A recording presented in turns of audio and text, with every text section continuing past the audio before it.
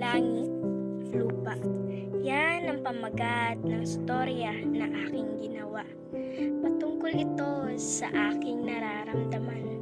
Patungkol sa lalaking aking hinahangaan na labis kong hindi makuha-kuha kailanman. Pasimulan na natin ang pagsasalaysay sa aking ginawang storya. Ako nga pala ang iyong tagasulat na si Ezra. Langit, lupa, estado sa buhay, yan ba talaga ang basihan? Kailangan kapantay mo lang din ang iyong makakatuluyan. Kay sakit naman pakinggan. Para kang isang bata na pinagbawalan na makipaghalubilo sa karamihan. Napakasakit na masaksihan ang gantong eksena sa aking harapan, kung saan di mo maiwasang masaktan.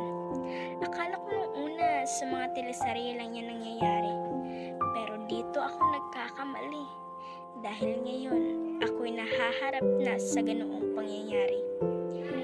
Oo, langit siya, lupa ako, na para bang kay hirap abutin na paarang bituin, na kahit anong tingin ito'y di mo kayang abutin.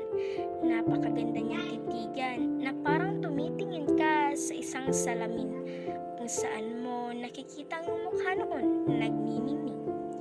Ngunit kalaunay ito'y napawi rin noong magsimula na kayong papiliin. Ito ang kabuuang storya na aking isinulat. Maraming salamat.